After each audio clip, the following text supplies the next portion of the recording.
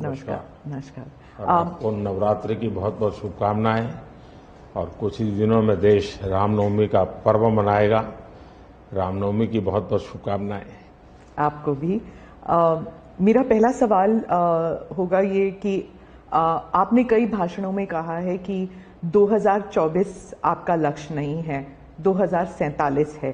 तो 2047 तक क्या कुछ होने वाला है और क्या ये चुनाव महज एक फॉर्मेलिटी है? मैं समझता हूं कि 2047 को और 2024 दोनों को मिक्सअप नहीं करना चाहिए। दो अलग चीजें हैं।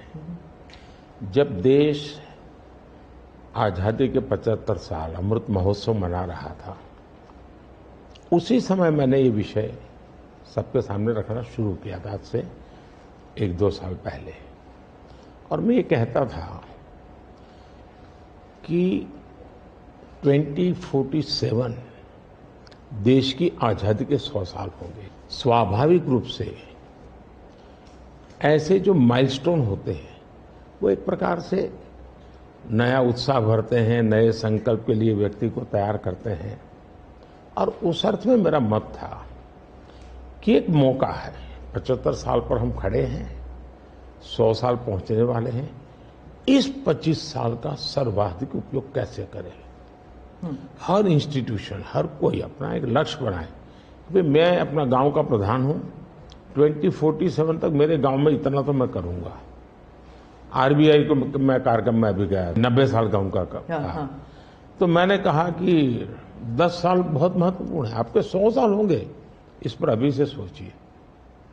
तो मेरे मन में 2047 ये भारत की आजादी के 100 साल और देश में एक प्रेरणा जगनी चाहिए।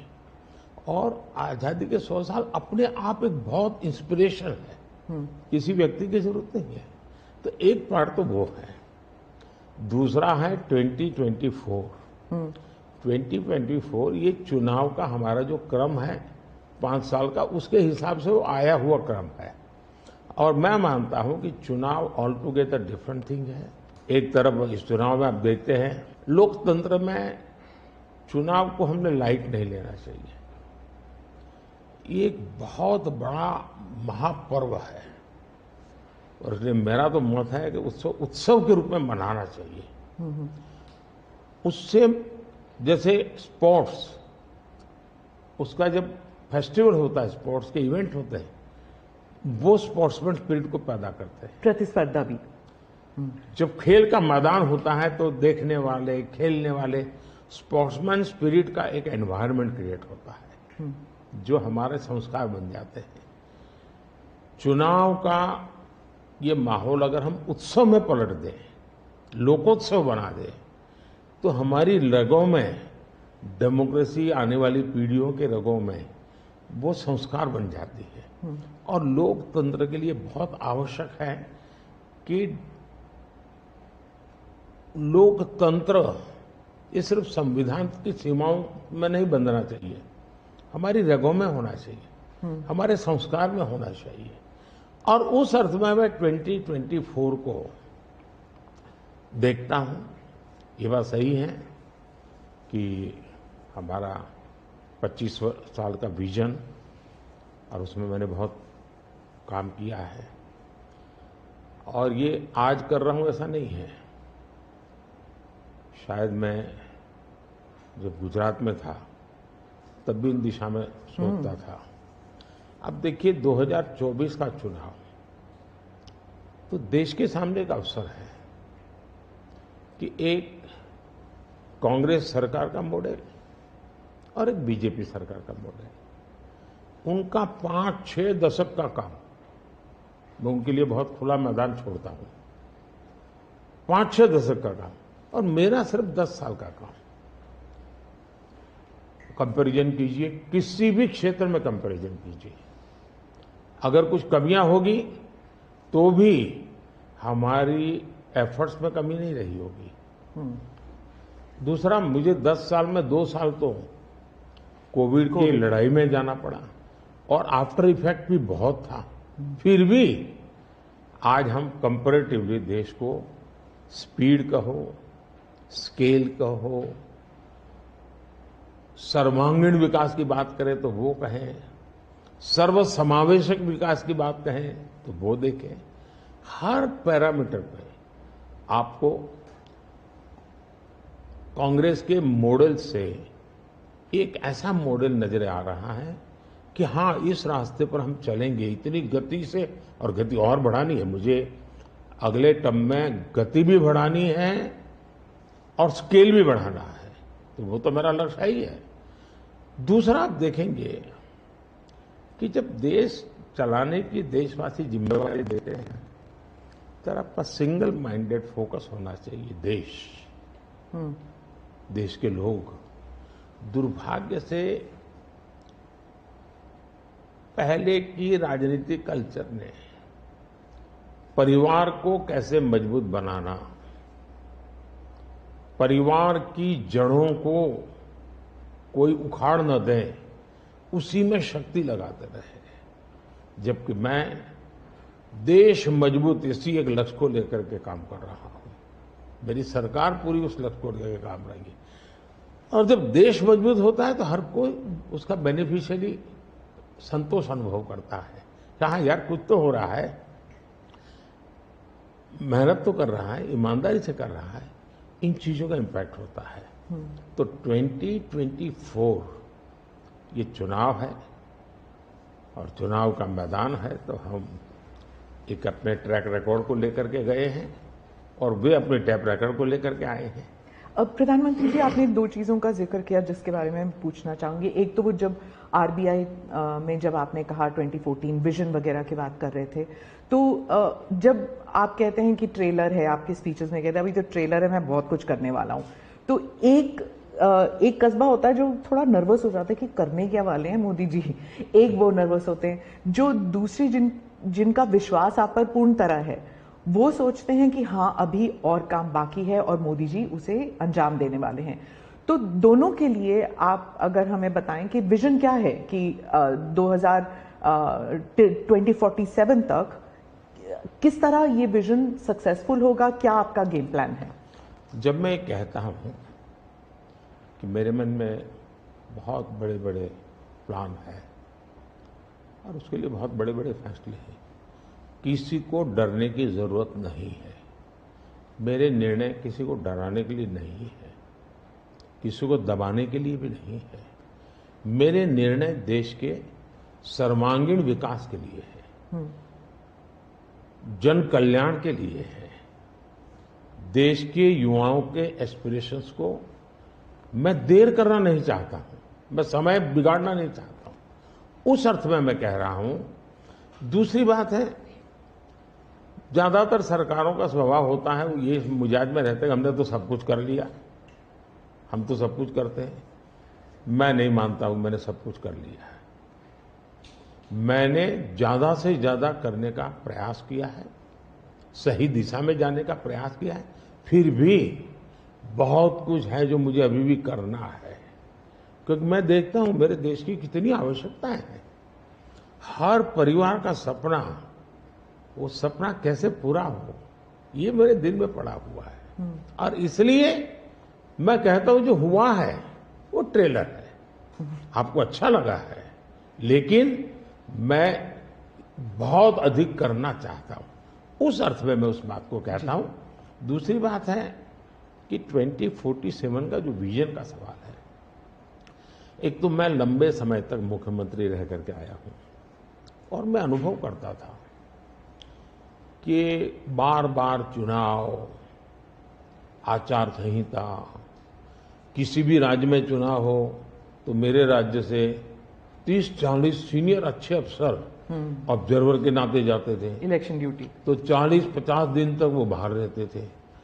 तो मुझे चिंता रहती थी कि मैं सरकार कैसे चलाऊं, क्योंकि देश में ऐसे चुनाव होते ही रहते और मेरे ऑब्जर्वर जाते रहते। तो फिर मैंने सोचा कि मैं ये इसको वैकेशन नहीं मानता हूं। मैं चुनाव होगा तो उस पीरियड को वैकेशन के रूप में नहीं लूंगा। मैं अफसरों को पहले से काम देता हूं, भाई अगली सरकार के लिए ये काम करो। तो मैं उस समय भी 100 दिन का प्लान करता था हाँ, उसी पे पूछना था मुझे। हाँ। अभी तो चुनाव हो ही रहे हैं, अभी रिजल्ट्स भी नहीं आए और आप 100 दिन का प्लान बना रहे हैं। मैं चुनाव में जाने से पहले शुरू किया। हाँ। और दरअसल मैंने कैसे किया कि मैं पिछले 2 साल से 2047 को ध्यान में रख के काम करता था, और उसके लिए मैंने देश भर में लोगों के ओपिनियन मांगे, सुझाव मांगे। शायद 15 लाख से अधिक लोगों के मैंने सुझाव दिए हैं कि वो आने वाले 25 साल में हिंदुस्तान को कैसे देखना चाहते हैं। और मैंने सभी यूनिवर्सिटीज़ को कांटेक्ट किया, मैंने अलग अलग एनजीओ को कांटेक्ट किया, संगठनों को, और 15-20 लाख लोग उन्होंने इनपुट दिया। फिर मैंने एआई की मदद लेकर के उसको सब्जेक्ट वाइज बनाया, उसका काफ़ी मैंने टेक्नोलॉजी, आर्टिफिशियल इंटेलिजेंस, हाँ, टेक्नोलॉजी का भरपूर उपयोग किया। ओके। मैंने हर विभाग में अफसरों की एक डेडिकेटेड टीम बनाई कि भाई इस पर काम कीजिए, कैसे हो सकता है अगले टर्म के लिए, 25 साल के लिए। और फिर मैंने खुद ने उनके साथ बैठा, प्रेजेंटेशन दिए 2-2, 2.5 घंटे, और मेरा विजन के अनुरूप क्या चीजें हैं, कौन सी चीजें डुएबल हैं, कौन सी चीजें डुएबल नहीं। थोड़ा सा ट्रेलर बता सकते हैं? उसको मैं ऐसा है कि आचार संहिता चल रही है। अच्छा। मैं अभी अगर इन चीजों को बताऊंगा तो शायद कोई उसको गलत अर्थ में ले लेगा, तो मैं उसमें फंसना नहीं चाहता हूँ जी। लेकिन इसमें कुछ छुपा हुआ नहीं है, मिल ही जाएगा। दूसरा मैंने कहा कि मैं चाहता हूं कि ये जो मैं डॉक्यूमेंट बना रहा हूं, जो मेरा विजन है, लेकिन वो विजन मोदी की बपौती नहीं है, वो 15-20 लाख लोगों के विचारों को उसमें समाहित किया। एक प्रकार से इसकी ओनरशिप देश की है। 15-20 लाख लोग इनपुट देते हैं, मतलब पूरा देश दे रहा है जी। मैंने क्या किया है कि मैंने उसको अभी डॉक्यूमेंट के रूप में तैयार करवा रहा हूं। जैसे ही चुनाव प्रक्रिया पूरी हो जाएगी, तुरंत वो स्टेट को भेज दिया जाएगा। ओके। मैं चाहूंगा कि स्टेट उस पर काम करे।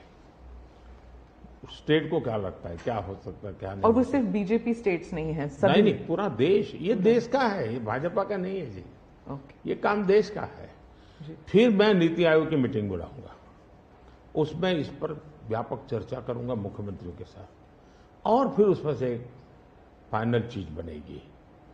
दूसरी तरफ मैंने अफसरों को कहा कि अभी जो हमारे सामने चित्र बना है, जो कुछ भी इनपुट आए उसका आधार मैंने अपने इनपुट दिए, उसमें से मुझे 3 हिस्सों में काम करना है। एक, बीजेपी का जो मैनिफेस्टो आएगा उसमें से करणीय काम तुरंत कैसे ले सकते हैं। दूसरा, ये जो 25 साल का हमारा जो एक खाका बना है, जो मेरा अपना विजन है, अभी तो मैं चाहूंगा कि मुझे और भी उसमें क्रिटिकल इनपुट चाहिए मुझे। मैं ऐसा नहीं मानता हूं कि सब कुछ मुझे ही समझ और मुझे ही दिखता है। कोशिश मैंने भारी की, मैंने काफी समय लगाया इसमें। उसको मैं 3 हिस्सों में बांटा हूं। एक 25 साल, उसके लाइट में मेरे नेक्स्ट 5 ईयर, और उसके लाइट में मेरे फर्स्ट 100 डेज। तो इस प्रकार से मैंने पूरा डिजाइन बना अफसरों को काम पे लगा दिया है, क्योंकि मैं 1 मिनट भी गंवाना नहीं चाहता हूं जी। अब आपको याद होगा 2019 में बहुत कम लोगों को ध्यान रहता है, उस समय भी मैंने 100 दिन का काम दे करके चुनाव के मैदान में गया था, और जब मैं वापस आया, आर्टिकल 370 100 दिन में मैंने कर दिया। 3 तलाक से मेरी बहनों को मुक्ति दिला दी, पहले 100 दिन में किया। यूएपीए बिल सिक्योरिटी को लेकर के हमने 100 दिन में कर दिया। बैंकों का मर्जर बहुत बड़ा काम था, हमने 100 दिन में किया।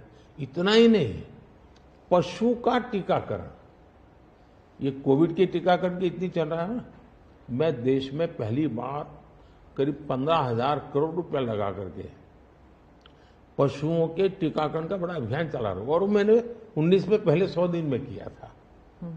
तो मैं 100 दिन क्या काम करना वो हैफाजत नहीं करता, मैं बिल्कुल प्लानिंग करके उसको आधार पर आगे चलाता हूं। मोदी जी, आपने एक टर्म कॉइन किया है जो बहुत ही लोकप्रिय हो गया है, मोदी की गारंटी। अब चुनाव के वक्त कई लोग कह रहे हैं कि क्या उम्मीदवार जो है वो नॉट इम्पॉर्टेंट है, वोट तो सिर्फ मोदी जी को जा रहा है क्योंकि मोदी जी की गारंटी है। तो इलेक्शन के दौरान ये सब टर्मिनोलॉजी इंपॉर्टेंट होता है। पहली बात है, उम्मीदवार ही नहीं, चुनाव में हर मतदाता इंपॉर्टेंट होता है। चुनाव में बूथ लेवल का कार्यकर्ता भी इंपॉर्टेंट होता है, कैंडिडेट भी उतना ही महत्वपूर्ण होता है।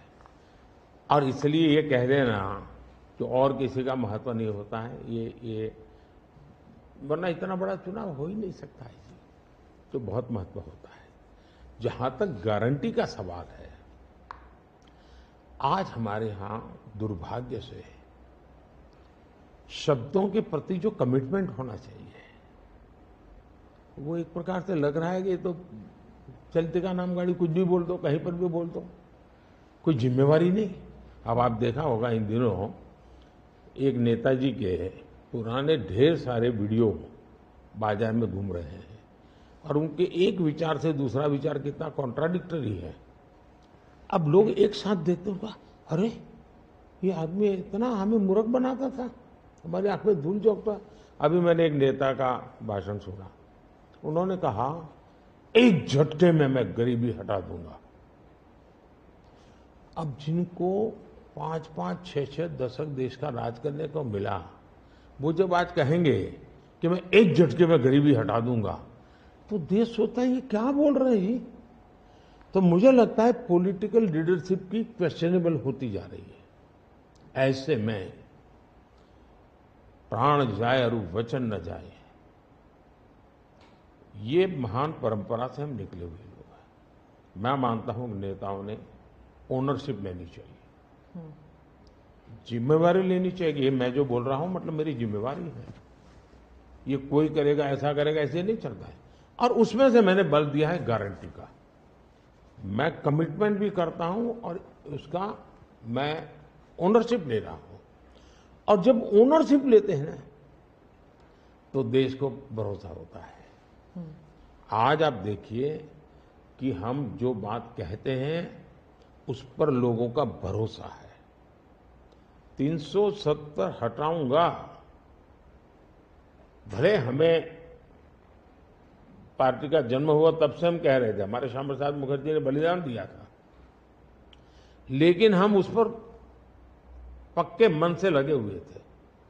जब मेरा मौका आया, मैंने पूरी हिम्मत दिखाई, 370 गई और आज जम्मू कश्मीर का भाग्य बदल गया। 3 तलाक कितने ही चीजों से गुजरा,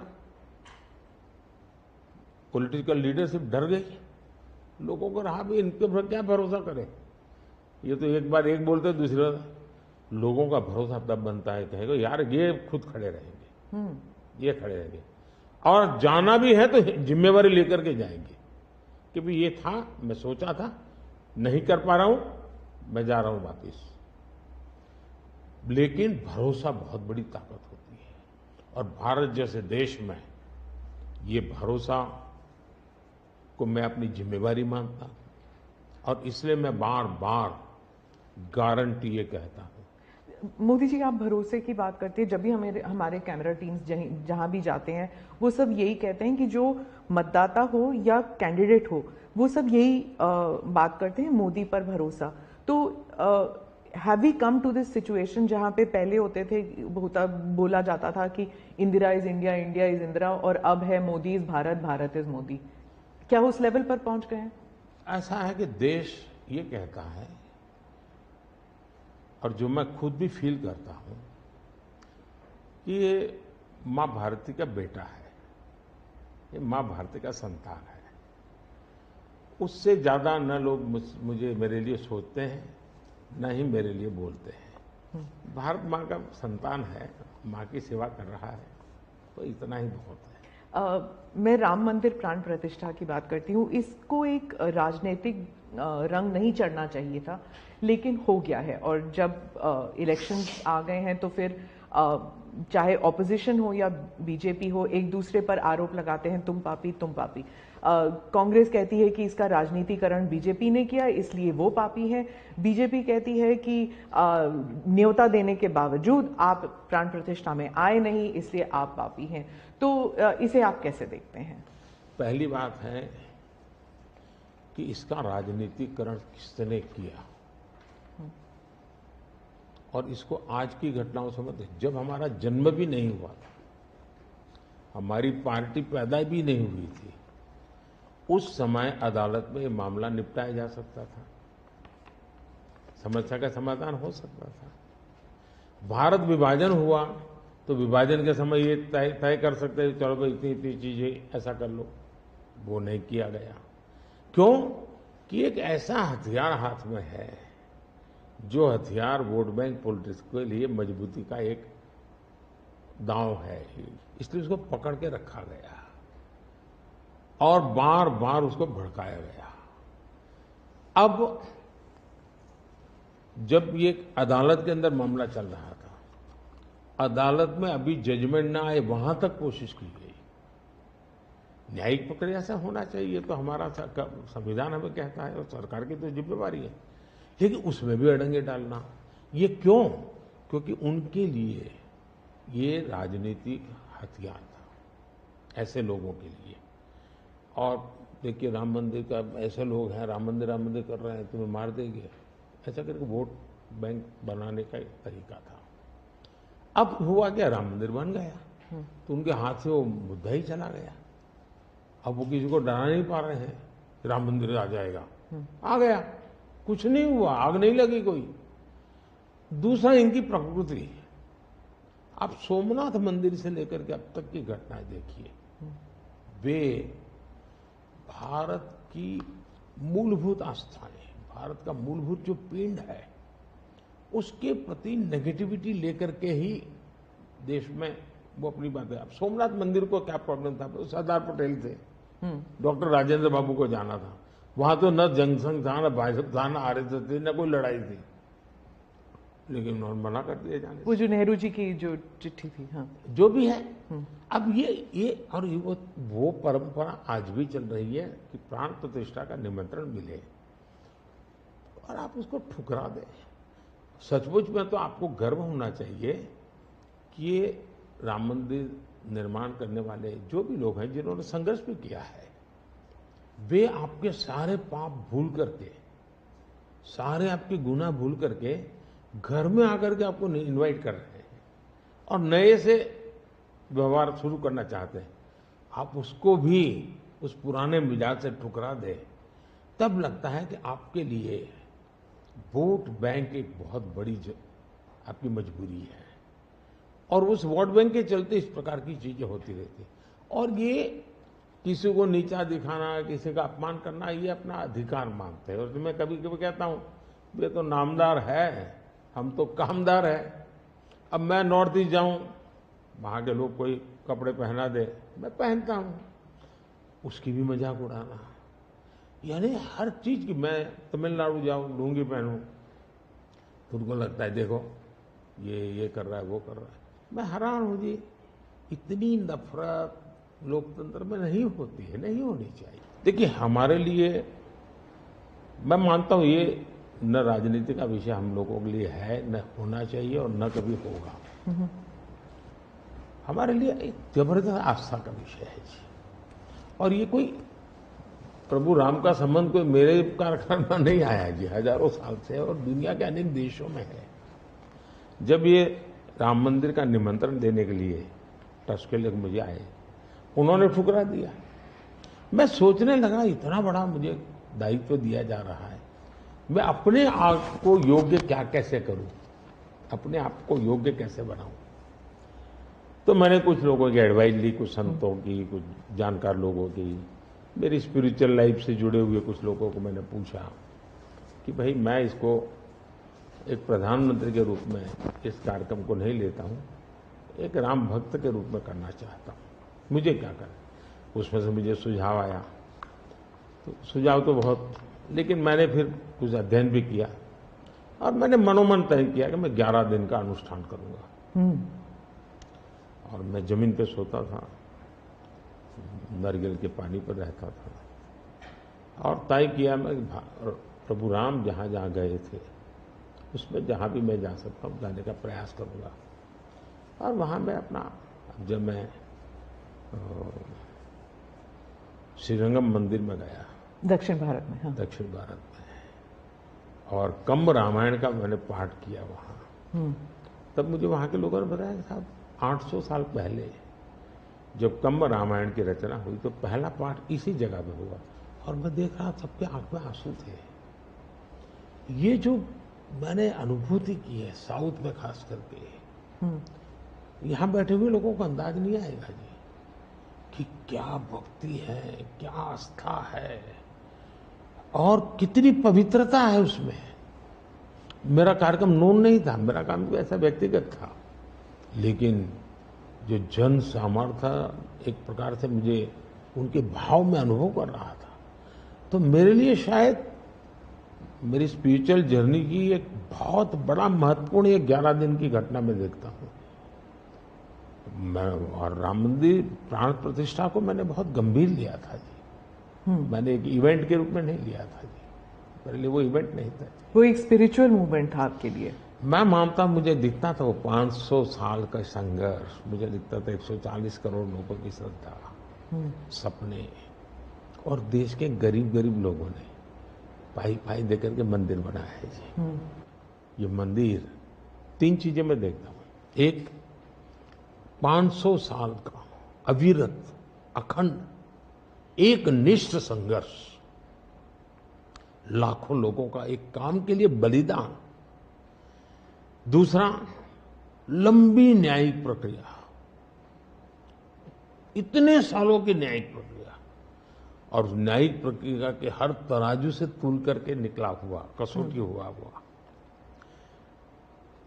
दूसरा, टेक्नोलॉजी का उपयोग, एएसआई के द्वारा उसकी खुदाई, सबूत, ये एक बहुत बड़ा। और चौथा, हिंदुस्तान के कोटि कोटि लोगों ने 1-1, 2-2, 5-5 रुपया जो भी दे सकते हैं दे करके ये मंदिर बनाया है।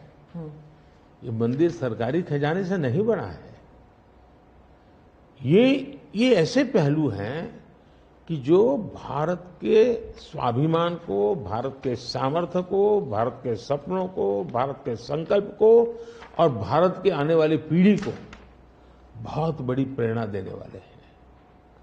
हम दक्षिण भारत की बात करते हैं तो पहले मैं दक्षिण भारत के कुछ मुद्दों के बारे में उठाऊंगी। बीजेपी का एक ऐसा नेता तमिलनाडु में उभर के आया है जो इसके लिए मीडिया अटेंशन काफी कुछ आ रहा है, वो है अन्नामलाई जी। तो वो काफी कॉन्फिडेंट है कि तमिलनाडु में बीजेपी को डबल डिजिट फिगर आएंगे। तो क्या ये उनका ओवर कॉन्फिडेंस है कि आप भी तमिलनाडु इतनी बारी जा चुके हैं? पहली बात है कि तमिलनाडु जनसंघ के जमाने से और भारतीय जनता पार्टी, मैं कहता हूं 5-5 पीढ़ी हमारी इस विचार के लिए वहां खप चुकी है।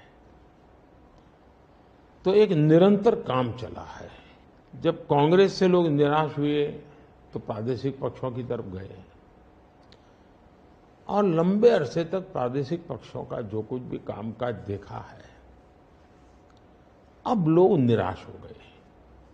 निराशा के इस माहौल में उन्होंने दिल्ली में भाजपा की सरकार का मॉडल देखा, हिंदुस्तान में अन्य राज्यों में भाजपा की सरकार का मॉडल देखा, देश भर में जो तमिल बंधु रहते हैं उन्होंने अपने घरों में जाके बताया भी हम जिस राज्य में रहते हैं वहां तो ये हो रहा है। तो लोग स्वाभाविक तमिल प्रजा कंपैरिजन करने लगी कि जो हवा खड़ा किया गया था ये तो अच्छा काम कर रहे हैं। अब जैसे मैंने तमिल काशी संगम किया तो तमिलनाडु में डीएमके पार्टी वाले लोग ये तो पानीपुरी वाले कर करके मजाक उड़ाते थे, लेकिन जब तमिलनाडु के लोग काशी संगम कार्यक्रम में आए और काशी का रूप रंग देखा, उन्होंने कहा ये हमने तो जो सुना था ऐसा नहीं है, ये तो बहुत डेवलप दिखता है, बड़ी प्रगति हो रही है, आईटी का नेटवर्क दिखता है। तो सोचने का तरीका बदलने लगा और उसके कारण डीएमके के प्रति जबरदस्त गुस्सा पैदा हुआ है। मैं कल्पना नहीं कर सकता इतना बड़ा गुस्सा पैदा हुआ है। वो गुस्सा पैदा डाइवर्ट हो रहा है बीजेपी की तरफ पॉजिटिव वे में। और अन्नामलाई एक बहुत ही अच्छे आर्टिकुलेट है, यंग है, बहुत ही अपनी आईपीएस कैडर में बहुत बड़ी प्रतिष्ठित नौकरी छोड़ करके आए हैं, दूसरा, लोग सोचते कि यार इतना बड़ा होनहार कैरियर छोड़ के आया आदमी, तो डीएमके या डीएमके में चला जाता, उसकी तो जिंदगी बन जाती। तो वो मानने नहीं गया, वो बीजेपी में आया। तो लोग आप यार ये बीजेपी में गया मतलब कुछ मेटल है, कुछ अच्छे इरादे वाला इंसान लगता है। तो स्वाभाविक रूप से उसके आकर्षण का केंद्र बना है। और मेरी पार्टी की विशेषता है, हम हर स्तर के हर छोटे मोटे कार्यकर्ता जिसमें क्षमता है उनको अवसर देते हैं। हमारा कोई परिवारवादी तो पार्टी है नहीं, परिवार से चलित पार्टी नहीं है। जिन पार्टियों में of the family, by the family and for the family होता है, और इसलिए हमारे यहाँ तो हर एक को अवसर मिलता है। फैमिली बेस्ड पॉलिटिक्स अगर हम बात करें तो तमिलनाडु में डीएमके ने कहा है कि उन्होंने काफी बयान दिए हैं सनातन के खिलाफ, और वो तो काफी अरसे से करते आए हैं, काफी दशकों से उनका एंटी सनातन पोजीशन रहा है। लेकिन अब जो है वो लोग थोड़ा बहुत आक्रोश दिखने को मिल रहा है। तो आप क्या समझते हैं कि is it because of awareness कि लोग बीजेपी की तरफ मुड़ रहे हैं, या फिर सनातन के खिलाफ जो उनके स्टेटमेंट्स है वो बाकी राज्यों में भी ये फैल रहा है? अब मैं इस सवाल को जरा अलग तरीके से देखता हूं। सवाल हमें कांग्रेस को पूछना चाहिए। जो कांग्रेस जिसके साथ किसी जमाने में महात्मा गांधी का नाम जुड़ा हुआ था, जो कांग्रेस जहां इंदिरा गांधी जी गले में माला खुलेआम पहन करके घूमती थी, रुद्राक्ष माला, जो हाँ रुद्राक्ष माला पहन करके घूमती थी इंदिरा जी। सवाल कांग्रेस को पूछना चाहिए कि तुम्हारी क्या मजबूरी है कि सनातन के खिलाफ इतना जहर उगलने वाले लोगों के साथ तुम क्यों बैठे हो भाई? क्या तुम्हारी राजनीति अधूरी रह जाएगी क्या? ये कौन सी कांग्रेस की सोच विकृति आ रही है? कांग्रेस में ही चिंता का विषय है।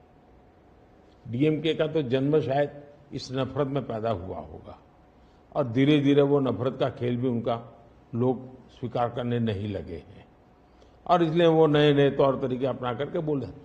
प्रश्न उनका नहीं है, प्रश्न कांग्रेस जैसी पार्टी का है कि उसने अपना मूल कैरेक्टर गंवा दिया है क्या?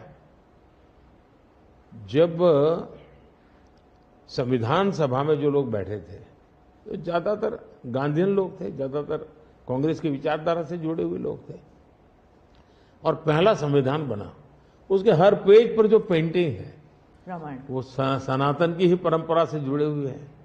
तो आपका संविधान बना, उस संविधान में सनातन का गौरव का हिस्सा था, और आज सनातन को इतनी भयंकर गालियां देने की हिम्मत हो और आप उनके साथ चुनाव की राजनीति करें, उनके साथ मंच साझा करें।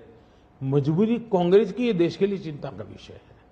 और जो तमिलनाडु के मुख्यमंत्री और कुछ और दक्षिण के मंत्री हैं, मुख्यमंत्री हैं, वो कहते हैं कि जो दक्षिण है वो अलग इकाई है, उत्तर अलग इकाई है, दक्षिण भारत और उत्तर भारत, और बीजेपी जो है वो दक्षिण भारत में सेंध नहीं कर सकती। राहुल गांधी ने तो संसद में भी कहा था कि आप अगर पूर्व से देखें, बंगाल से देखें, उड़ीसा, आंध्र प्रदेश, तेलंगाना, तमिलनाडु, केरल तक जाएं, पूरे उस एरिया में बीजेपी सेंध नहीं कर पाएगी। दो अलग इकाई है क्या दक्षिण भारत और उत्तर भारत? पहली बात है, भारत बहुरत्ना वसुंधरा है। भारत विविधताओं से भरा हुआ देश है। यहाँ रेगिस्तान भी है, यहाँ समुद्री तट भी है, यहाँ हिमालय भी हैं, और यहाँ सह्याद्री भी हैं, यहाँ गंगा के पट भी हैं और कावेरी के पट भी हैं। तो भारत को टुकड़ों में देखना, ये भारत के प्रति नासमझी का परिणाम है। अगर यही भाव होता, अगर आप हिंदुस्तान में देखें, प्रभु राम के नाम से जुड़े हुए गांव कितने सबसे ज्यादा कहां है, तो तमिलनाडु में है। इतने सारे गांव के नाम हैं कि उसमें राम तो होगा ही होगा। अब इसको आप कैसे अलग कह सकते हैं? किसको गले उतारेंगे आप? लेकिन भारत की विविधता है। पंजाबी जैसा होगा वैसा नागालैंड का व्यक्ति नहीं होगा, गुजराती जैसा होगा वैसा कश्मीर का व्यक्ति नहीं होगा। तो विविधता ही तो हमारी शक्ति है। हमने विविधता को सेलिब्रेट करना चाहिए। हमें गुलदस्ता ऐसा है भारत का जिसमें हर एक का अपना फूल दिखाई दे। ये भाव होना चाहिए। कांग्रेस कहती है कि बीजेपी और खासकर मोदी जी इस विविधता को अप्रिशिएट नहीं करते, एक रंग में ढालना चाहते हैं, और अगर 400 सीट जो आप कह रहे हैं अगर वो आ जाता है तो संविधान रद्द हो जाएगा, एक ही भाषा, एक ही रहन सहन, एक ही तरीका होगा, और वो है जो मोदी जी कहेंगे। मैं समझ नहीं पाता हूं कि जो व्यक्ति यूएन में जाकर के पहली बार दुनिया की सबसे पुरातन भाषा तमिल भाषा का गुणगान करता हो, किस आधार पर उस व्यक्ति को आप ऐसे आरोप लगा रहे हो? मेरा तो मत है, और मैं जब कपड़े अलग अलग राज्य के पहनता हूं तो उनको ही परेशानी हो रही है। मुसीबत उनकी है कि वो एक सांचे में देश को डालना चाहते हैं। हम तो विविधता की पूजा करते हैं, हम विविधता को सेलिब्रेट करते हैं, और मैं हमको क्या, हर एक को कहता हूं, जैसे हमने कहा कि भाई डॉक्टर बनना है, इंजीनियर बनना, मातृभाषा में क्यों नहीं बन सकता है? जब मैं मातृभाषा में डॉक्टर इंजीनियर बनने की बात करता हूं, मतलब कि मैं मातृभाषा को सेलिब्रेट कर रहा हूं, उसका महात्म्य बढ़ा रहा हूं। मुझे ये अभी ये गेमिंग वाले सब बच्चों के साथ बैठा था, तो उनमें से किसी ने पूछा हमारे लिए कोई संदेश, तो ऐसे मैंने कहा एक काम करो, अब जब भी आप हस्ताक्षर कहीं करेंगे, सिग्नेचर करेंगे, अपनी मातृभाषा में सिग्नेचर करो, इतना तो गर्व करो। अब मैं तो विविधता को लाने की कोशिश कर रहा हूं। अब उनको आरोप लगाने हैं, क्या करेंगे? कुछ मुख्यमंत्री हैं वो कहते हैं कि उन्हें सेंटर से सहयोग नहीं मिलता। दक्षिण के भी कुछ मुख्यमंत्री हैं, आप भी मुख्यमंत्री रह चुके हैं, अब प्रधानमंत्री हैं पिछले 10 साल में। क्या कोऑपरेटिव फेडरलिज्म को लेकर आपके विचार बदल गए हैं जब आप मुख्यमंत्री थे और जब अभी आप प्रधानमंत्री हैं? दरअसल, और क्या उन्हें नहीं मिलता सहयोग? दुर्भाग्य हुआ है कि जो रीजनल एस्पिरेशंस होते हैं उसको सबसे ज्यादा तवज्जो देनी चाहिए, ये मेरी पार्टी की फिलॉसफी है। अगर आप रीजनल एस्पिरेशंस जो हैं उसको नकार करके विकसित भारत का सपना पूरा नहीं कर सकते। दूसरा, मैं गुजरात में लंबे समय तक मुख्यमंत्री रह के आया हूं, और मेरा सौभाग्य है कि देश में मैं पहला प्रधानमंत्री ऐसा हूं कि जिसके पास राज्य के मुख्यमंत्री का इतना बड़ा अनुभव रहा है। तो एक मुख्यमंत्री के नाते केंद्र से क्या अपेक्षाएं होती हैं, केंद्र से क्या तकलीफें होती हैं, उसको मैंने भली भांति झेला है, समझा भी है, और इसलिए मैं कतई नहीं चाहूंगा कि मेरे देश का कोई राज्य, उसका उमंग उत्साह हो विकास का, उस पर कोई रुकावट पैदा हो। अगर रुकावट हटा सकता हूं और उसमें मैं उनकी मदद कर सकता हूं, वो भी मैं करने के लिए, क्योंकि मुझे देश बनाना है। दूसरा, मैं जब गुजरात था तब भी मेरा मंत्र था, यहां सरकार यूपीए की थी, तब भी मेरा मंत्र था भारत के विकास के लिए गुजरात का विकास। मैं गुजरात का विकास करूंगा, क्यों? क्योंकि मुझे मेरा देश का विकास करना है। हमारे देश में वातावरण बनना चाहिए, और हमने एस्पिरेशनल डिस्ट्रिक्ट की कल्पना की। हर राज्य में हमने कहा ये राज्य के पैरामीटर के बराबर है। भारत सरकार ने योजना बनाई, उसकी मदद की। सभी राज्य आज हमारे एस्पिरेशनल डिस्ट्रिक्ट में और एस्पिरेशनल ब्लॉक में मिलकर के हम काम कर रहे हैं, और बहुत अच्छे परिणाम नजर आ रहे हैं। अब आप कोरोना देखिए, मैंने इतनी बार चीफ मिनिस्टर की मीटिंग की, शायद 20-25 बार, और हर चीज में सब मिलकर के निर्णय करते थे। तो हम साथ मिलकर के चले तो हम कोरोना के जंग को जीतने में सफल हुए। और मैं पब्लिकली कहता हूं कि कोरोना की लड़ाई में भारत की सफलता का कारण मैं सभी राज्यों का भी उतना ही योगदान है, मैं रिकॉग्नाइज करता हूं। और इसलिए मैंने हमेशा कहा है कि देश को आगे ले जाना है तो हमें कॉम्पिटिटिव कोऑपरेटिव फेडरलिज्म चाहिए। हमारे यहां स्पर्धा होनी चाहिए, तंदुरुस्त स्पर्धा होनी चाहिए विकास की, तब जाकर के। अब देखिए G20, मैं G20 दिल्ली में कर सकता था, मैंने ऐसा नहीं किया।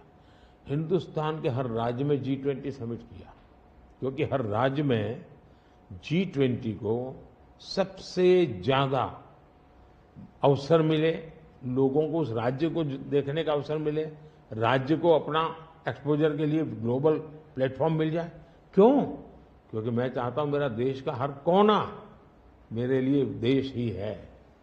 मोदी जी, दो सवाल G20 को लेकर मैं पूछना चाहती थी आपसे। एक तो वो जो क्लासिक शॉट था ना, वो प्रेसिडेंट बाइडेन और प्रिंस सलमान जो हैंडशेक वाला जो शॉट, उसके बारे में एक। दूसरा, वेस्टर्न मीडिया में बहुत से आर्टिकल्स आते थे उस वक्त कि कोई कंसेंसस होगा नहीं, डिक्लेरेशन होगा नहीं, पर हो गया डिक्लेरेशन। तो ये दो, इन दोनों चीजों की बैक स्टोरी बताइए। एक तो आपने वो हैंडशेक कैसे करवाया, और दूसरा डिक्लेरेशन कैसे हुआ? एक ग्लोबल गुड जब उसके लिए काम करते हैं और अपने निजी कोई इफ्स एंड बट्स नहीं होते हैं, तो आप दुनिया को ऑन बोर्ड ले सकते हैं। और मेरी कोशिश ये थी कि मुझे बताइए भाई, आखिरकार ये G8 और G20 पैदा कैसा हुआ। जिन मुद्दों को लेकर के पैदा हुआ तो उस मुद्दों से हटना नहीं चाहिए, और उसमें सब मेरे से कन्विंस हुए, सब लोग कन्विंस हुए। कुछ लोगों से मुझे व्यक्तिगत बातचीत करने की जरूरत थी, मैंने वो भी किया। कुछ शब्दों की किसी के आग्रह रहते थे, उनको मैंने समझाने का प्रयास किया। दूसरा, मेरा इरादा था कि मैं लास्ट सेशन में नहीं करूंगा, मैं इसको इतना जल्दी करूंगा कि लोग सरप्राइज कर जाएंगे। और इसलिए मैंने दूसरे ही दिन पहले ही सत्र में डिक्लेरेशन वाला काम पूरा कर दिया। तो जो नेगेटिव अनुमानों के आधार पर सारा G20 घसीटने की कोशिश होती थी, मैं इसको किसी भी हालत में चौंका देना चाहता था। तो दैट वाज माय स्ट्रेटेजी, और वो स्ट्रेटेजी सफल हुई। और मुझे खुशी है, जहां तक दुनिया के उन देशों को क्यों लाए साथ, कैसे लाए। देखिए, सिल्क रूट की चर्चा हम बहुत समय से सुनते आए हैं। सिल्क रूट किसने बनाया, कैसे बना, कोई हिस्ट्री अवेलेबल नहीं है। तो सिल्क रूट चल पड़ा और यानी इवॉल्व हुआ धीरे धीरे। हम लोगों ने ये जो IMEC की दिशा में हम गए हैं, ये बहुत बड़ा गेम चेंजर बनने वाला है, और आने वाले हजारों साल उसका इम्पैक्ट है। जैसा सिल्क रूट का इम्पैक्ट हजारों साल रहा, वैसा इसको इम्पैक्ट रहने वाला है। और उसमें मैं सबको विश्वास हुआ कि भाई हाँ, ये तरीका है। उसमें गल्फ कंट्रीज का भी पॉजिटिव और प्रोएक्टिव रोल था। भारत ने एक अच्छी भूमिका निभाने का भारत को अवसर मिला। US, यूरोप हमारे साथ थे, और सबको लगा कि एक कॉन्क्रीट पॉजिटिव आउटकम निकलेगा, तो हम उसको लेकर के मिलते थे। तो उसमें स्वाभाविक था कि सऊदी किंग और प्रेसिडेंट बाइडेन और दोनों के साथ मेरी अच्छी मित्रता है, तो मैं किसी का भी हाथ भी पकड़ सकता हूँ, किसी की बात भी कर सकता हूँ। पर्सनालिटी पॉलिटिक्स भी आता है ना, क्योंकि देखिए आप कि अगर हम विदेश नीति की बात करें तो खाड़ी के साथ जो हमारे रिश्ते बेहतर हुए हैं, उसके लिए बहुत से लोग कहते हैं कि it is because of your personal intervention. आपको सम्मान भी दिया गया था वहाँ पर। तो चाहे ईस्ट एशिया हो या वेस्ट एशिया हो, इसमें पर्सनालिटी पॉलिटिक्स कहाँ तक इम्पोर्टेंट है कि आप उनके जो राष्ट्रपति हैं या प्रधानमंत्री हैं, उनके साथ आपका वाइबिंग होता है, आप उनके साथ बातचीत करते हैं और वो फिल्टर डाउन होता है। फिर कहाँ तक इसमें पर्सनालिटी पॉलिटिक्स भी है? मैं समझता हूँ कि इसके अलग अलग व्यू हो सकते हैं और सब सही हो सकते हैं। एक मत स्ट्रांग है कि पर्सनालिटी कल्ट या पर्सनल रिलेशन, ये बहुत ज़्यादा इन चीज़ों में नहीं डाले थे। एक मत है, स्ट्रांग मत है। मुझे लगता है कि हमारी डिप्लोमेसी अगर प्रोटोकॉल में फंसी रहेगी तो हम परफॉर्म नहीं कर पाएंगे। डिप्लोमेसी की ताकत भी इनफॉर्मल में भी है, प्रोटोकॉल में ही ऐसा नहीं है। प्रोटोकॉल में ज्यादा पोजीशनिंग होता है, पहले कौन आएगा, पहले कौन हाथ मिलाएगा वगैरह, उसी में समझ जाता है। तो मैंने शुरू से देखा कि भाई, जैसे मेरी शपथ हुआ था बड़ा इंटरेस्टिंग है। मैंने तय किया कि मैं सार्क देशों को 2014 की शपथ में। हाँ 2000 पहली बार में पहली बार। सार्क देशों को बनाने का मेरे मन में विचार आया। और उसके पीछे कारण ये था क्योंकि मेरा चुनाव प्रचार में मुझ पर आरोप एक ही था कि ये मोदी तो एक राज्य से आया है, ये देश की राजनीति क्या समझेगा, विदेश नीति क्या समझेगा, ये तो डुबो देगा। ये चुनाव प्रचार का मेरा खिलाफ के जो मुद्दे थे उसमें एक बड़ा महत्वपूर्ण मुद्दा था। सब लोग मेरी मजाक उड़ाते थे। तो मुझे लगा इनको एक ही एक्शन से मुझे जवाब दे देना चाहिए, बोलने की जरूरत नहीं है। पहले दिन से। तो मैंने शपथ समारोह में सार्क देशों को बुलाया। उसके पहले मैंने बैक चैनल से उन सबसे सहमति ले ली थी, ऐसा तो नहीं हो सकता कि कोई, और सब लोग आए। मेरा शपथ हुआ। फॉरेन मिनिस्टर अभी तो हमारा बना भी नहीं था, और मैं इन सारी चीजों से बिल्कुल नया था, बिल्कुल अनभिज्ञ था। लेकिन बायलैटरल सबके साथ होना था। जब हम लोग हैदराबाद हाउस में गए तो मुझे समझाया सब प्रोटोकॉल वालों को, सब ऐसा होगा, वो आएंगे, आप ऐसा कहेंगे सर। जब समय हुआ आना शुरू, मैंने कहा ऐसा करो मैं बाहर जाता हूं उनको लेने के लिए। तो सारी सिस्टम हिल गई थी कि यार अपने प्रधानमंत्री गेट पर जाएंगे। सारी मेरी एमईए की प्रोटोकॉल की जो दुनिया थी ना, उसके लिए वो पहला ही दिन बड़ा गजब था, और मेरे लिए वो एक एक्शन सारे मेरे दरवाजे खोल दिए थे। और इसलिए मैं प्रोटोकॉल में बंधने के बजाय परफॉर्मेंस पर फोकस करके डिप्लोमेसी के लेवल को शिफ्ट करने का प्रयास किया, और उसमें मुझे सफलता मिली है।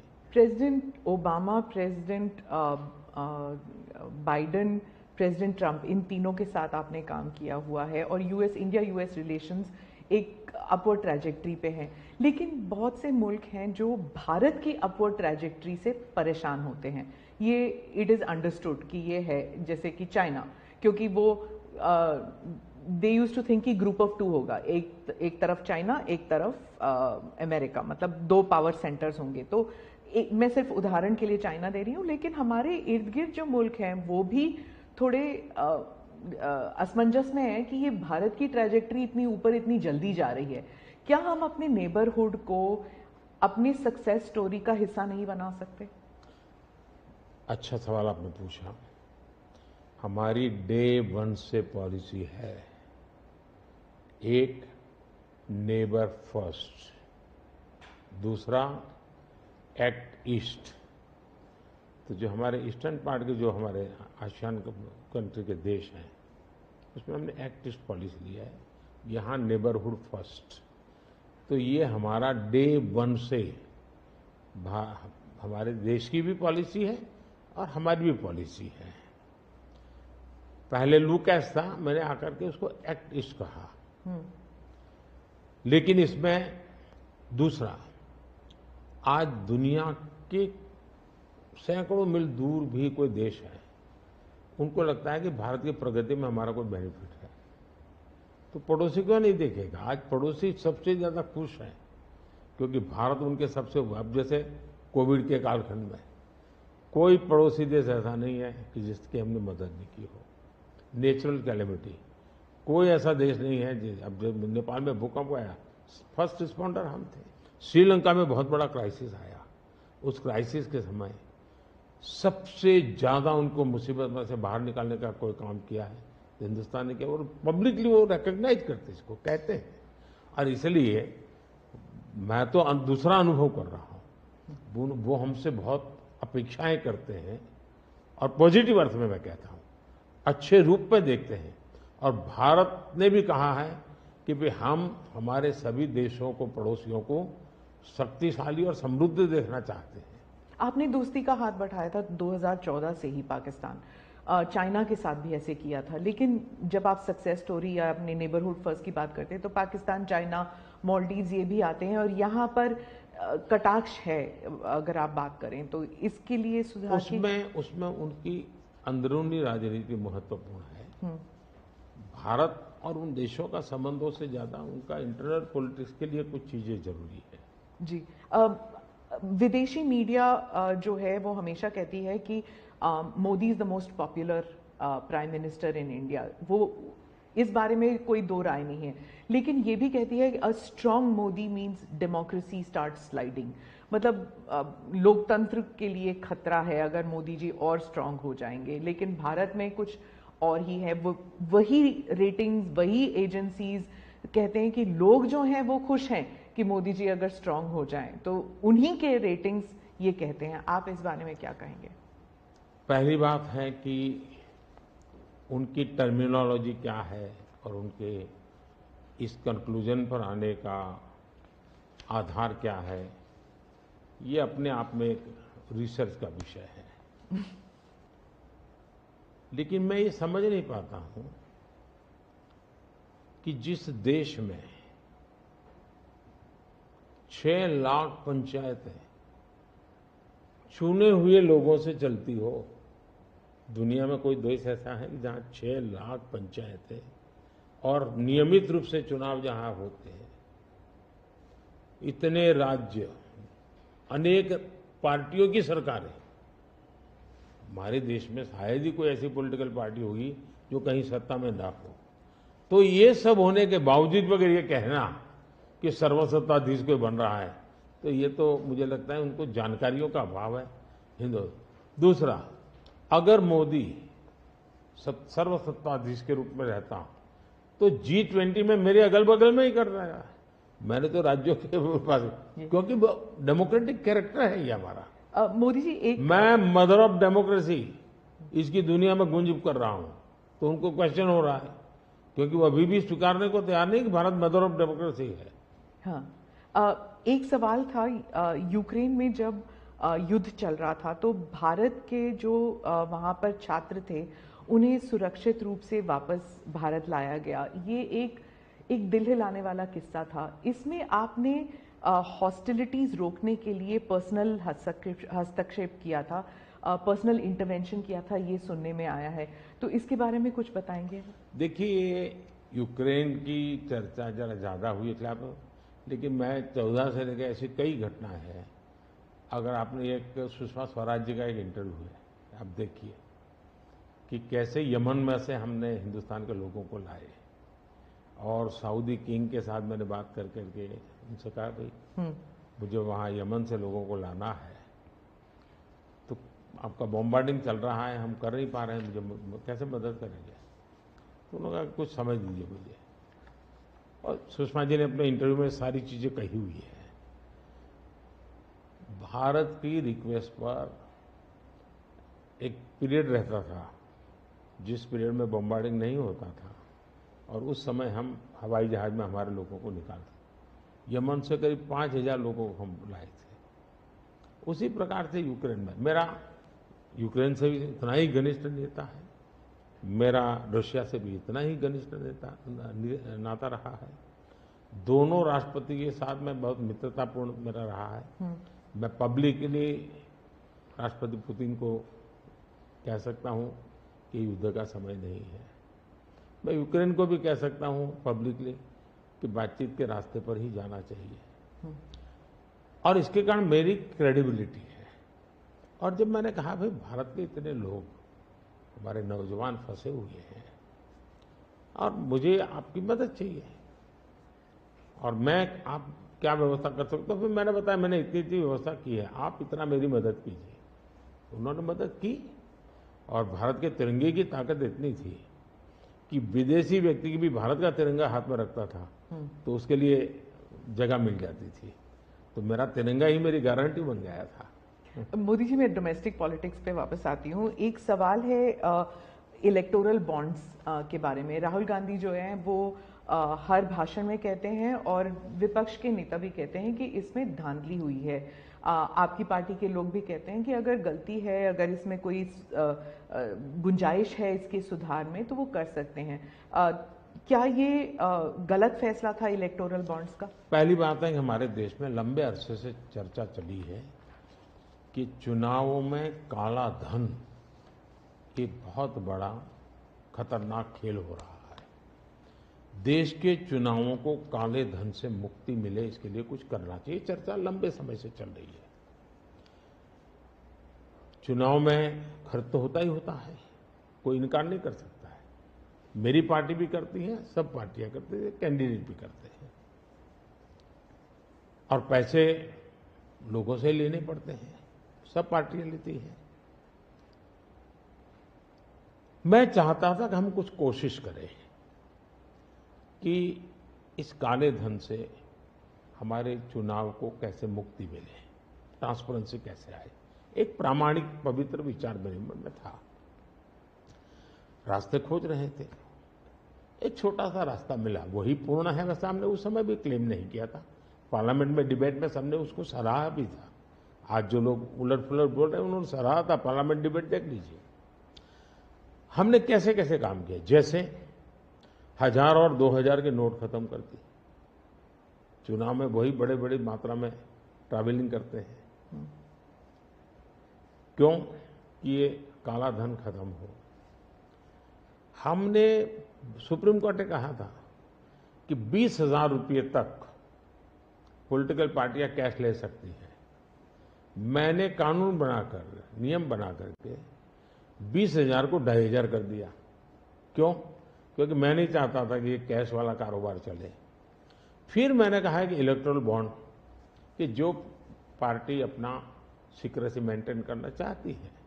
होता था क्या, जैसे हम पहले बीजेपी में चेक से पैसा लेंगे तय किया, तो सब व्यापारी लोग हमें आकर के कहें साहब हम चेक से दे ही नहीं सकते।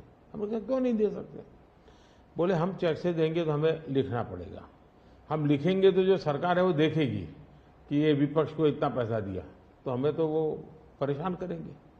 तो बोले हम तो पैसे देने के लिए तैयार है लेकिन चेक से नहीं देंगे।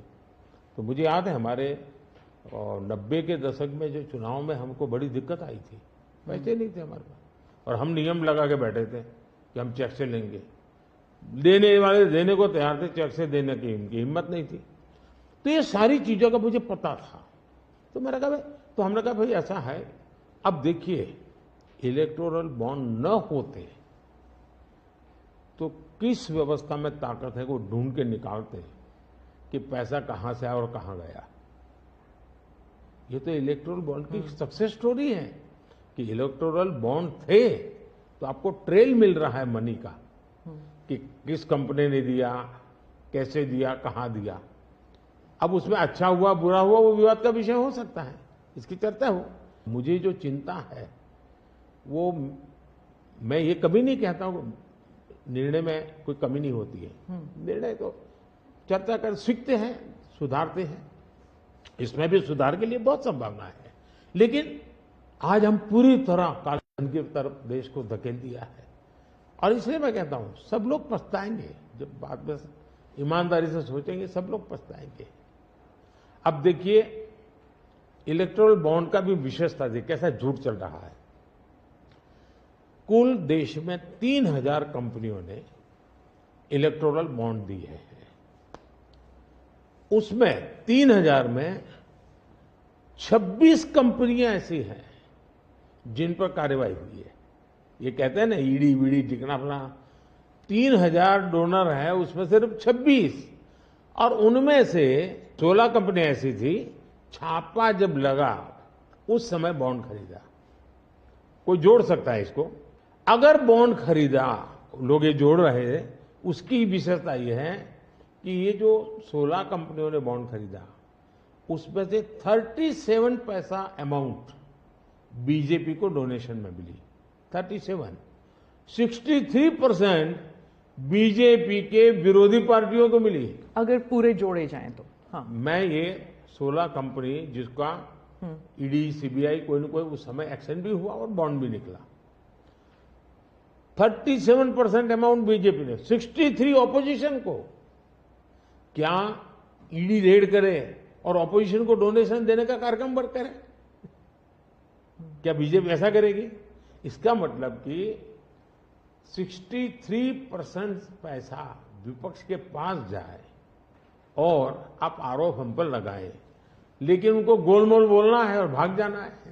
हम ट्रांसपेरेंसी की बात करते हैं तो विपक्ष कहता है कि ईडी, सीबीआई, आईटी, सारे के सारे इदारे जो हैं, इलेक्शन कमीशन को भी जोड़ते हैं वो, कि सारे इदारों पर बीजेपी हावी है और लेवल प्लेइंग फील्ड है ही नहीं। मतलब they already making the ground कि इलेक्शन जो है वो फेयर नहीं हो सकता।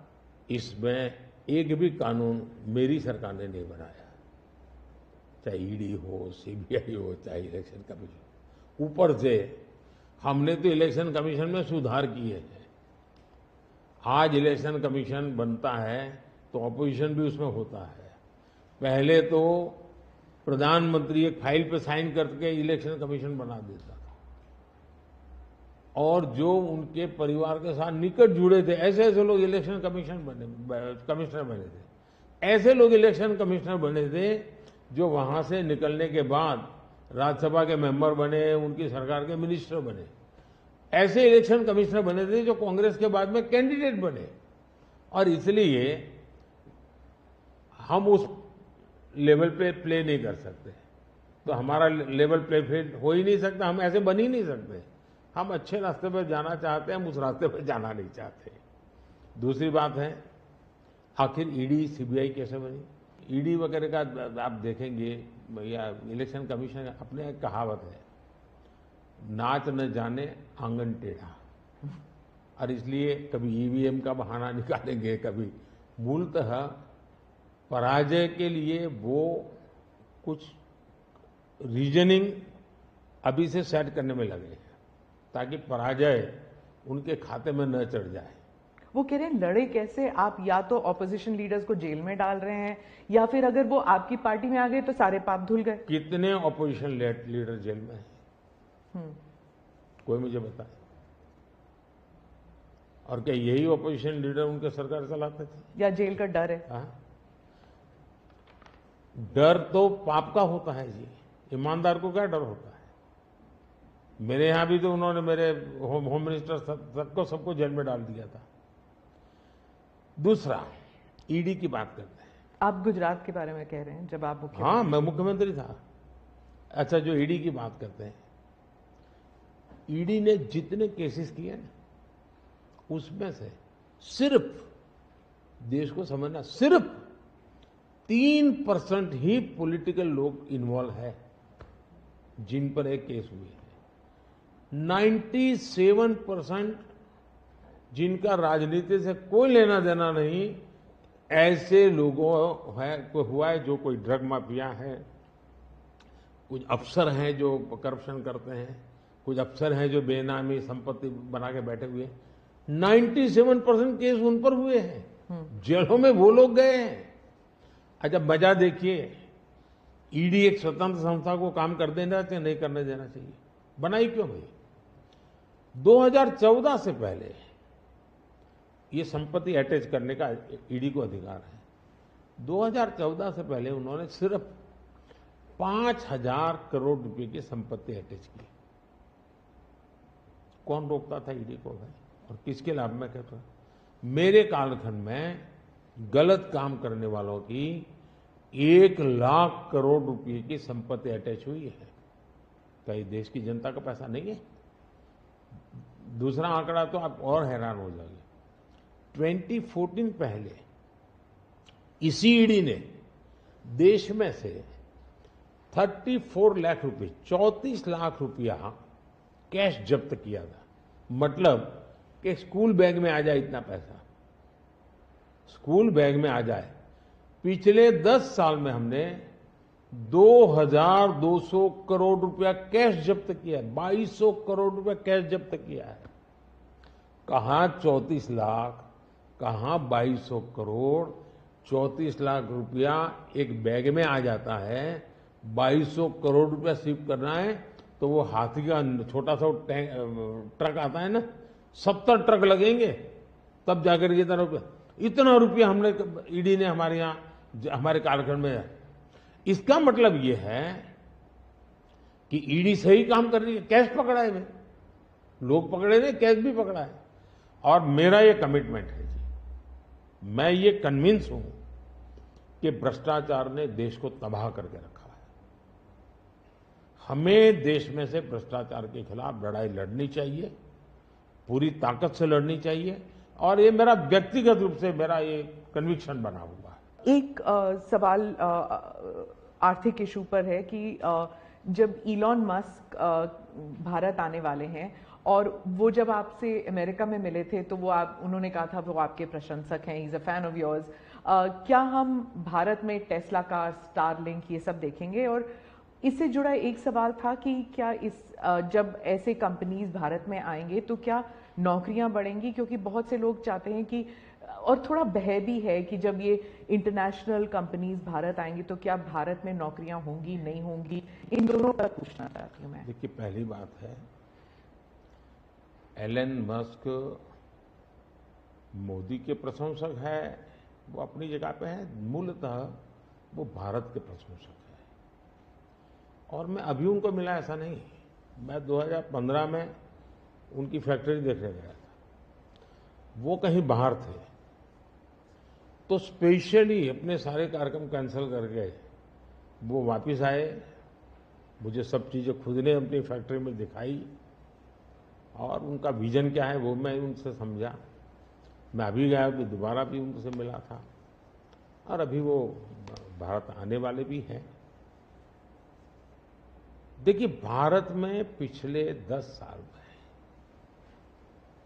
दुनिया भर से हर क्षेत्र में पूंजी निवेश हो रहा है।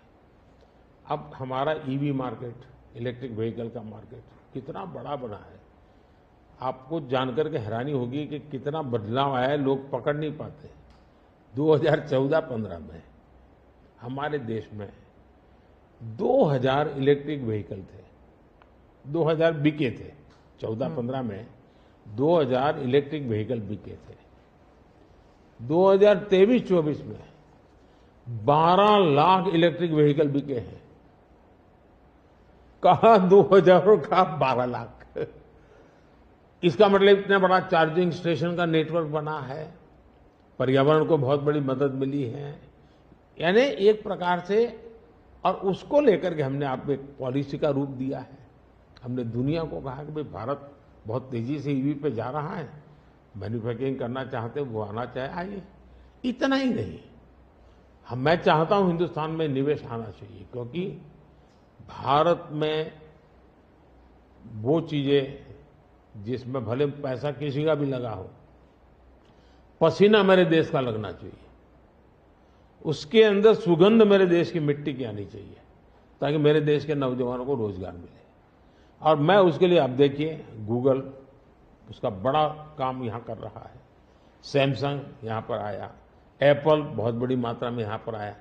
हमारे यहां बड़ोदरा के अंदर एयरक्राफ्ट मैन्युफैक्चरिंग के लिए काम शुरू हुआ, सेमीकंडक्टर के लिए अभी तो ताइवान के एक लीडर का बड़ा अच्छा बयान भी आया। यानी हम हर क्षेत्र में चाहते हैं कि लोग टेक्नोलॉजी ट्रांसफर करें, हम चाहते हैं कि लोग पूंजी निवेश करें, हम चाहते हैं कि हमारे देश के नौजवानों को रोजगार मिले। मैं ये अब मुझे मंजूर नहीं है कि मेरा देश के गेहूं बाहर जाए और ब्रेड में बाहर से लूं। मैं ऐसा नहीं चलाऊंगा।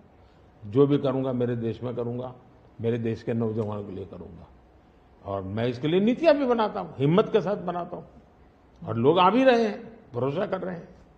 प्रधानमंत्री जी, अंत में 2 सवाल पूछना चाहूंगी। एक तो फर्स्ट टाइम वोटर्स, पहले बार जो मतदान करने वाले हैं, उनके लिए आपका क्या संदेश है? और दूसरा, जो ईमानदार मध्यम वर्गीय करदाता है, honest middle class taxpayer, millions are there, तो उनके लिए वो क्या उम्मीद कर सकते हैं मोदी 3.0?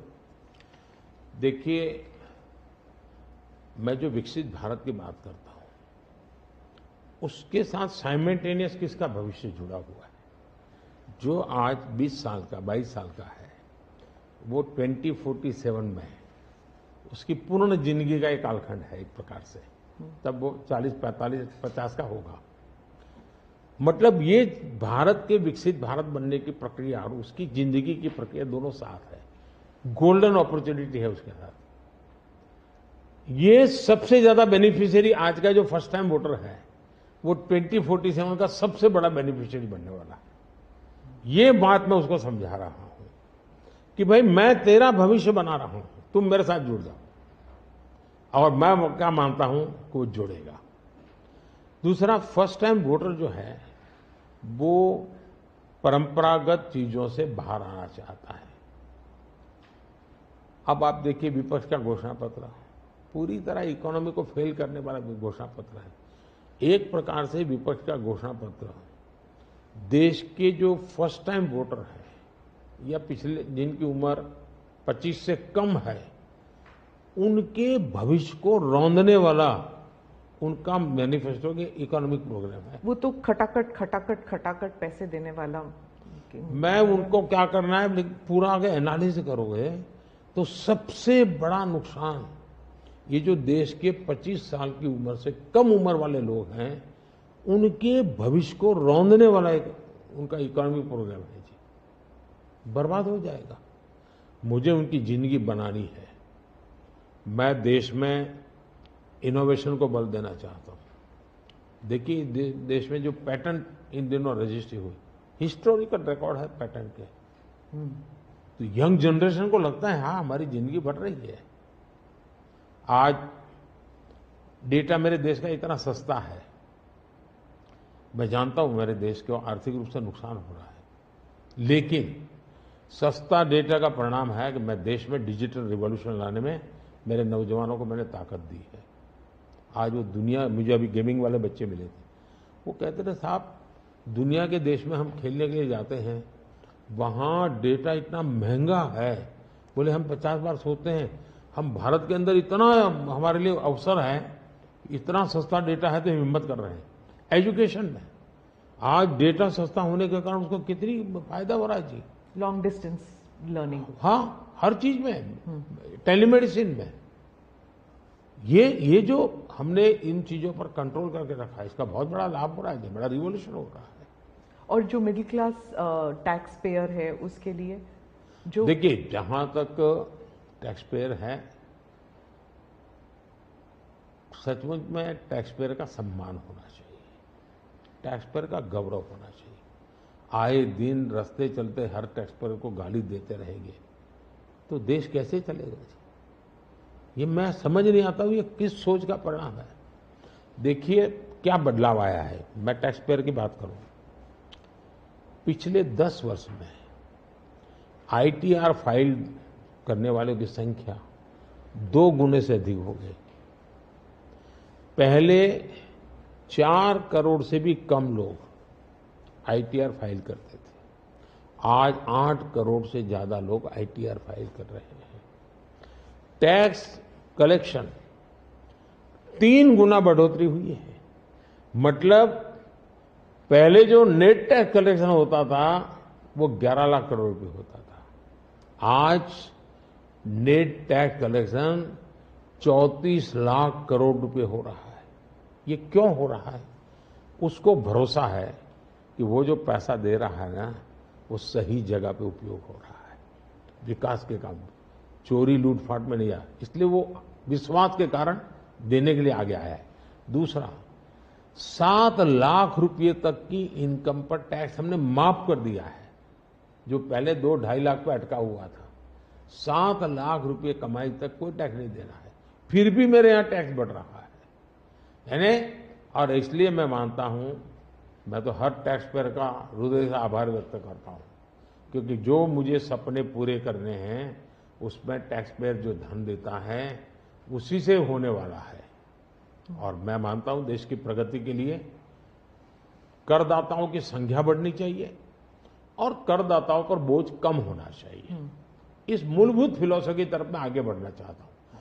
जैसे, और मैं तो करदाताओं से एक प्रार्थना भी करूंगा कि देश के खातिर विकसित भारत के लिए करदाता क्या कर सकता है। मैं उनको कहूंगा कि आप कम से कम 3 लोगों को जो टैक्स नहीं देते हैं उनको प्रेरित करो कि वो टैक्स देना शुरू करें। हर टैक्स पेयर सिर्फ 3 लोगों को प्रेरित करें। और मैं उनको समझाता हूं, जब मैं गरीब का घर बनाता हूं उसमें जो ईंट लगती है ना, किसी न किसी टैक्स पेयर की ईंट है, वो उसका जो पुण्य है ना, वो जो परिवार उसमें रहता है, जो पुण्य संतोष व्यक्त करता है, उसका पुण्य उस टैक्स पेयर को जाता है। किसी गरीब को मैं जब मुफ्त राशन देता हूं जब खाना पका करके अपने बच्चों को खिलाता है ना, तब वो कोई टैक्स पेयर सोचे कि हाश मैंने टैक्स दिया था, वो भूखा बच्चा खाना खा रहा है, उसको टैक्स देने का आनंद आएगा। और इसलिए मैं टैक्स पेयर का धन, जन कल्याण के काम, इनको कोरिलेट कर करके ही चलना चाहता हूं, ताकि देने वाले को संतोष हो कि मेरे पैसों से ये हो रहा है। ये बहुत बड़ी आवश्यकता है। और मैं बार बार कहता हूं कि ये जो गरीब के घर की थाली है ना, उसका संतोष का जो पुण्य है ना, उसका हकदार कोई है तो देश का टैक्स पेयर है। मोदी जी, चुनाव के दौरान आपने वक्त निकाला और हमसे इतनी सारी बातें की, उसके लिए धन्यवाद। बहुत बहुत धन्यवाद आपको। और मेरे देशवासियों से यही फर्स्ट टाइम वोटर्स को मेरी अपील है कि देश के नाम वोट कीजिए। मैं उनको कोई राजनीतिक वोट के लिए नहीं कह रहा, देश के नाम वोट कीजिए। खुद का आने वाला 25 साल के भविष्य के लिए वोट करें, ये मैं उनसे आग्रह करूंगा। दूसरा, मैं देशवासियों का कहूंगा, मैं सभी पॉलिटिकल पार्टी के वर्कर्स को भी कहना चाहूंगा कि गर्मी बहुत है, धूप में सभी पार्टी के वर्कर दौड़ रहे हैं। मैं सभी पार्टी के वर्कर को कहूंगा, बहुत पानी पीजिए, बहुत पानी पीजिए, दौड़िए, बहुत दौड़िए, लेकिन पानी बहुत पीजिए, ताकि इस धूप में, इस गर्मी में मतदाताओं को भी कहूंगा कि इतनी ही धूप क्यों न हो, आप मतदान अवश्य करें। हो सके तो सुबह जल्दी जल्दी मतदान कीजिए। ये और लोकतंत्र के उत्सव के रूप में चुनाव को मनाएं, यही मेरी प्रार्थना होगी देशवासियों को। अगली चुनाव सर्दियों में कीजिएगा और 1 नेशन 1 इलेक्शन वाला। आपने सही मुद्दा उठाया। 1 नेशन 1 इलेक्शन हमारा एक कमिटमेंट है। हमने पार्लियामेंट में भी बोला हुआ है, हमने कमेटी भी बनाई थी, कमेटी का रिपोर्ट भी आया है। तो 1 नेशन 1 इलेक्शन के संबंध में देश में बहुत लोग ऑन बोर्ड आए हैं, सभी दलों ने, बहुत लोगों ने इसमें जो कमेटी को अपना सुझाव दिए हैं, बहुत ही पॉजिटिव सुझाव आए हैं और बड़े इनोवेटिव सुझाव आए हैं। और देश का बहुत बड़ा लाभ होगा अगर हम इस रिपोर्ट को लागू करवा पाते हैं तो। जी, धन्यवाद मोदी। नमस्कार, थैंक यू।